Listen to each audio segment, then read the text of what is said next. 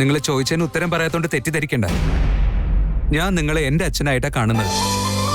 അച്ഛന് ഞാനൊരു മകനായിട്ടാണ് തോന്നുന്നെങ്കിൽ ഇത് സ്വീകരിക്കണം. ഇപ്പൊ റിട്ടയർഡ് ആയിരിക്കല്ലേ, ഇനി വീട്ടിലെ കാര്യങ്ങളും മക്കളുടെ കാര്യങ്ങളും ആലോചിച്ച് ടെൻഷൻ ആവണ്ട. അച്ഛൻ സമാധാനായിട്ടിരിക്കും. അങ്ങനെ എങ്ങനെ ഇരിക്കാൻ പറ്റും? ജീവിതമാകുമ്പോ ബുദ്ധിമുട്ടൊക്കെ ഉണ്ടാവുമല്ലോ. നമ്മുടെ ചുമതല നമ്മൾ നിറവേറ്റിയേ പറ്റൂ. തീർച്ചയായിട്ടും ചുമതലയുടെ ലീഡർ അച്ഛൻ തന്നെയാ. പക്ഷെ നിങ്ങൾക്ക് വേണ്ട കാര്യങ്ങളൊക്കെ ചെയ്യാൻ വേറെ ആൾക്കാരുണ്ട്. ആളുകളൊക്കെ എവിടെയാ മോനെ? എല്ലാവരും പിള്ളേരല്ലേ. ചെറിയ ആൾക്കാർക്കും വലിയ കാര്യങ്ങൾ ചെയ്യാൻ പറ്റുവച്ച. ഇനി വേറെ ടെൻഷനൊന്നും വേണ്ട. ഞാനും അമ്മൂല്യ ഇവിടെ ഇല്ലേ, ഞങ്ങൾ നോക്കിക്കോളാം.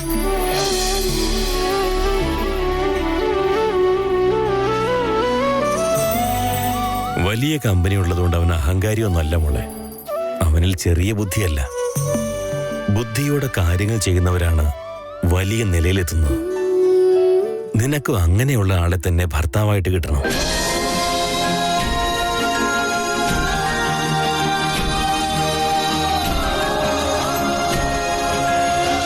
ഇവരാരെന്ന് എനിക്കറിയോ?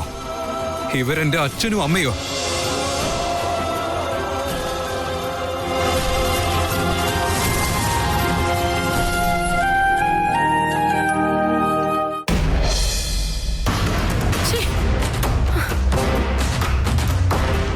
എന്റെ മുന്നിൽ തന്നെ വന്ന് നിന്ന് എന്നെ കാറിൽ നിന്നിറക്കി എന്റെ അടുത്ത് ആ രീതിയിലൊക്കെ സംസാരിക്കാൻ അവൻ എങ്ങനെ കഴിഞ്ഞു? How dare he is! ധ്രുവയെ പറ്റിയാണോ നീ സംസാരിക്കുന്നത്? നിന്റെ എതിരെ നിന്ന് നിനക്കെതിരെ സംസാരിക്കാൻ അവനെ പോലെ ഒരുത്തനെങ്കിലും ഉണ്ടല്ലോ. അമ്മേ, ദയവ് ചെയ്ത് ഇവിടെ നിന്ന് പോ. അല്ലെങ്കിൽ തന്നെ മനുഷ്യൻ ഇവിടെ ഭ്രാന്ത് പിടിച്ചിരിക്കുക. അവസാനം ഞാൻ അങ്ങനെ ചെയ്തു ഇങ്ങനെ ചെയ്തു എന്ന് എന്നെ കുറ്റപ്പെടുത്താൻ വരരുത്. നിന്റെ തല ശരിയുള്ളപ്പോഴും നീ ഇങ്ങനെയൊക്കെ തന്നെയാ ചെയ്യുന്നത്.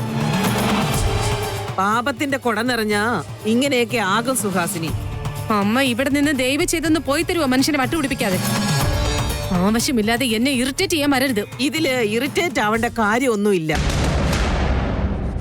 ഞാൻ ഉള്ള കാര്യമാണ് പറയുന്നത്. അതുകൊണ്ടാ നീ ഇങ്ങനെ ഇറിറ്റേറ്റ് ആവുന്നത്, അത്ര തന്നെ. അമ്മേ, ഞാൻ അവസാനമായിട്ട് അമ്മയോട് പറയുക, വെറുതെ എന്നെ ഭ്രാന്ത് പിടിപ്പിക്കാൻ നോക്കരുത്. കർമ്മം ആരുടെയും അഡ്രസ് അങ്ങനെയൊന്നും മറക്കില്ല സുഹാസിനി. എല്ലാമായിരുന്ന നമ്മുടെ ധ്രുവനെ എല്ലാവരുടെ അടുത്തുനിന്ന് നീ അകറ്റിയില്ലേ? അതുകൊണ്ടാ ഇപ്പൊ അവൻ നിന്നെ വീണ്ടും വീണ്ടും ശല്യപ്പെടുത്തുന്നത്. നിനക്ക് അങ്ങനെ തന്നെ വേണം. അമ്മേ,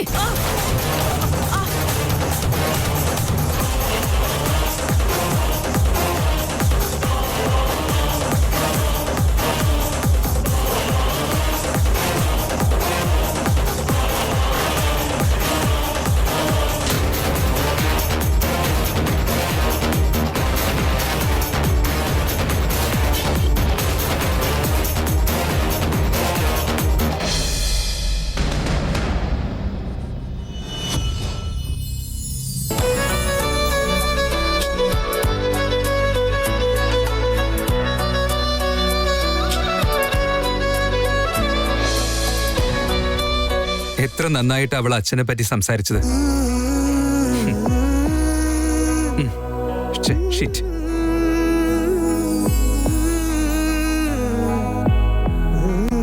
ഇതിൽ എന്റെ പേരും എഴുതിയിട്ടുണ്ടല്ലോ. വേണ്ട വേണ്ട, എടുക്കുന്നത് ശരിയല്ല. എഴുതിയത് എന്റെ പേരല്ലേ, അപ്പൊ നോക്കുന്നില്ല എന്താ തെറ്റ്? Let me see it.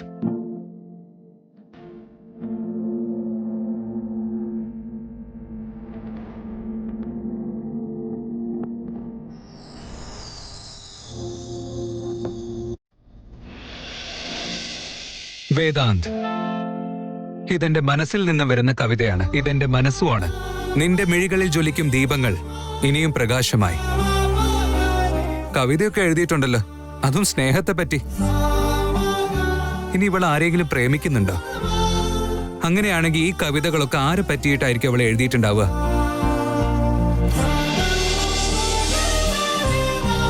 എന്റെ പുസ്തകത്താളിൽ ഒതുങ്ങുന്ന അക്ഷരങ്ങളല്ല നീ. യുദ്ധഭൂമിയിൽ പടവെട്ടി ജയിച്ച പോലെ നീ എന്റെ മനസ്സിൽ ജയിച്ചു നിൽക്കുന്നു. സത്യമായിട്ടും ഇത് ആരെ പറ്റിയോ എഴുതിയതാ. പക്ഷെ അവളെ എന്നോട് എപ്പോഴും വഴക്കിട്ടിട്ടും ദേഷ്യം കാണിച്ചിട്ടും അല്ലേ ഉള്ളൂ.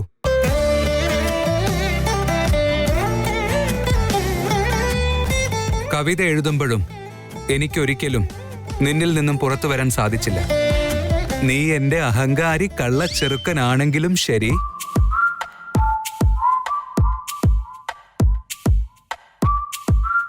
കവിത എഴുതുമ്പോഴും നിന്റെ സ്റ്റൈലിൽ നിന്ന് എനിക്ക് പുറത്തു വരാൻ പറ്റില്ല അല്ലേ? അതിലും നിന്റെ ഒരു രീതി ഉണ്ട് അമൂല്യ. കള്ളമല്ല എഴുതിയതെന്നർത്ഥം. ഗുഡ്.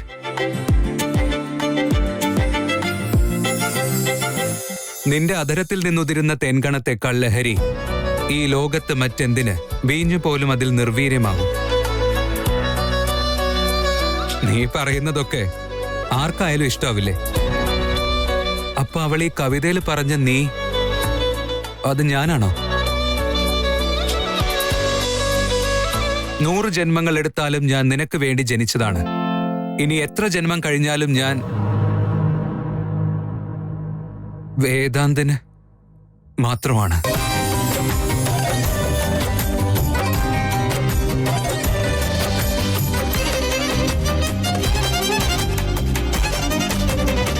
വാട്ട്?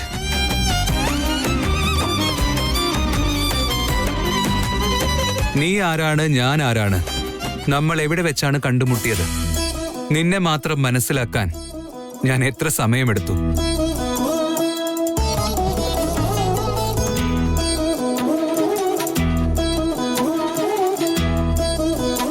ഓ, സ്നേഹത്തിന്റെ കവിതകളാണല്ലോ മൊത്തം.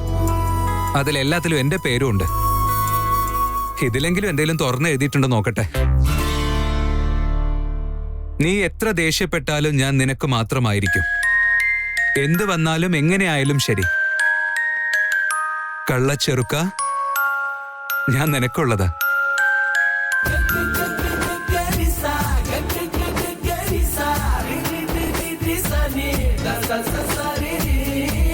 കള്ളച്ചെറുക്ക, ഞാൻ നിന്റെ മാത്രമാ.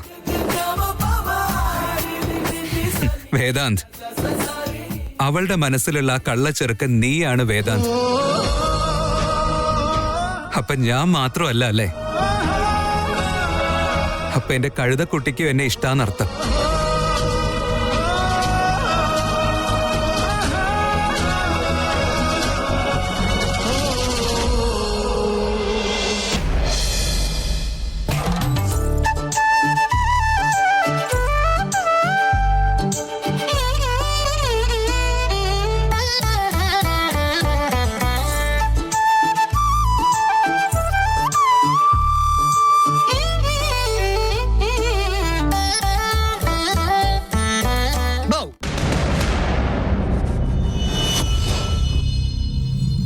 അപ്പൊ ഇതാണല്ലേ ചിന്താവിഷ്ടയായ ശ്യാമള.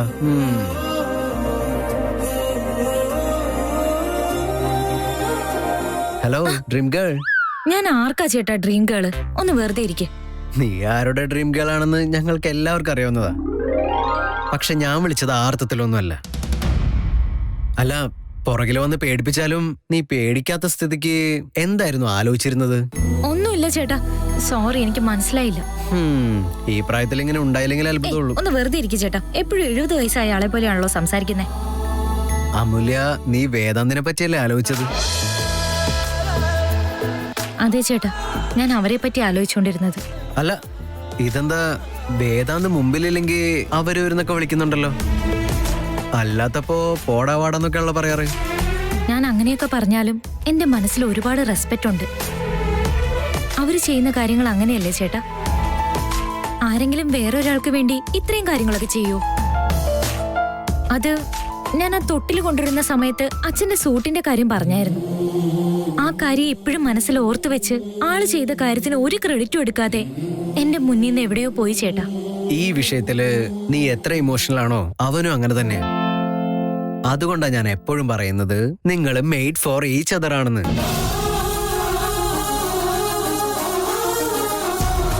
എന്നുവെച്ചാ കള്ള ചെറുക്കനും വായാടിയും സൂപ്പർ ജോഡിയാണെന്നാണോ? ഞാൻ പറയുന്നതല്ല, നിങ്ങളെ അറിയുന്നവരെല്ലാവരും പറയുന്നതാ. എനിക്ക് അമൂല്യ എന്ന് വെച്ച ഇഷ്ടമാണ്, വെറും ഇഷ്ടമല്ല. എന്റെ ജീവനേക്കാൾ ഞാൻ സ്നേഹിക്കുന്നുണ്ട്. ഈ ലോകത്ത് എനിക്ക് ഏറ്റവും ഇഷ്ടം ഇപ്പൊ അമൂല്യ തന്നെയാണ്.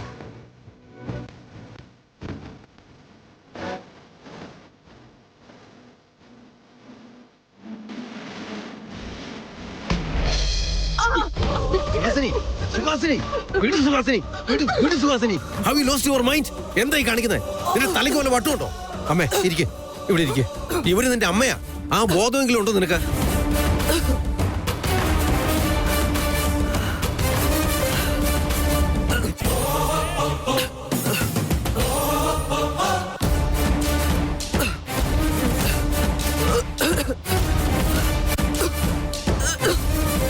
എന്താ സുഹാസിനി ഇത്? ആരും ഇതുപോലെ തരം താഴാൻ പാടില്ല. ഇങ്ങനെയൊക്കെ ചെയ്യാൻ നിനക്കെന്താ നാണമില്ലേ? ഇവന് നിന്റെ അമ്മയാണെന്ന് ഓർത്തോ? ജന്മം തന്നെ അമ്മ. മനുഷ്യത്വം എന്നുള്ളത് മരവിച്ചു പോയാ പിന്നെ നീ സുഹാസിനിയല്ല, വെറും ഒരു മൃഗം മാത്ര. മൃഗവും നീയും തമ്മിൽ പിന്നെ എന്ത് വ്യത്യാസമുള്ളത്? നീ പോയി നിന്റെ മുഖം ഒന്ന് കണ്ണാടി നോക്ക്.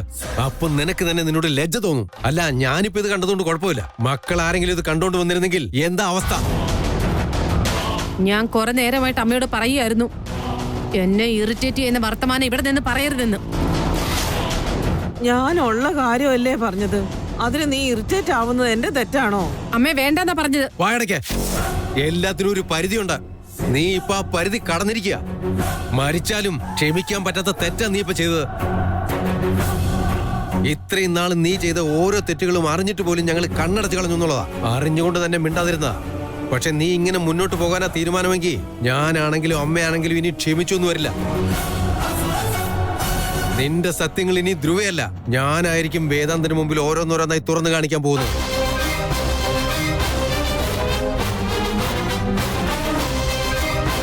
ഞാൻ വെറുതെ പറയാണെന്ന് നീ കരുതണ്ട. എനിക്ക് നിന്നേക്കാൾ നല്ല ക്ഷമയുണ്ട്. എനിക്കങ്ങനെ ക്ഷമയുണ്ടെന്ന് കരുതി അത് നീ മുതലെടുക്കാൻ വന്നാ ഞാൻ മോശക്കാരിൽ മോശക്കാരനായിന്ന് വരും. അത് നീ മറക്കണ്ട. അമ്മേ, അമ്മ വാ.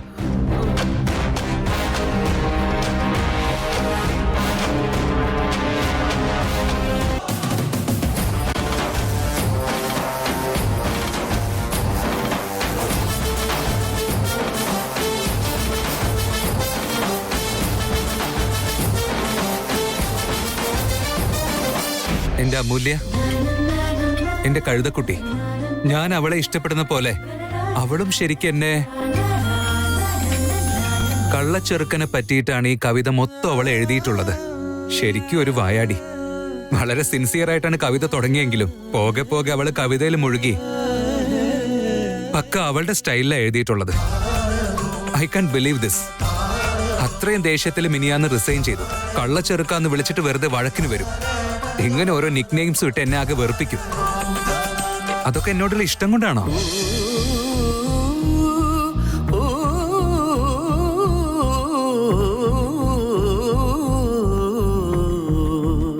ശരിക്കും ഇത് സത്യം തന്നെയാണോ?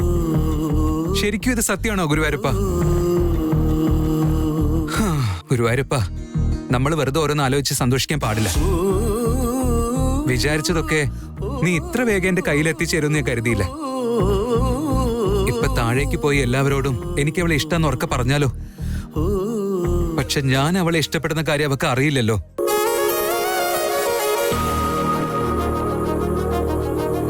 എന്താണെന്ന് വെച്ചാൽ I love you, I love you, I love you, I love U.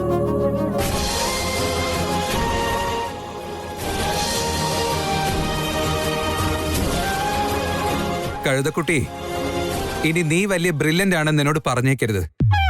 നീ ശരിക്കും ഒരു DJ ആണ്.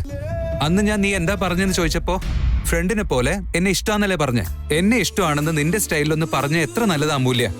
ഈ കൺഫ്യൂഷൻസിനൊക്കെ ആവശ്യമുണ്ടോ? വേദാന്ത്,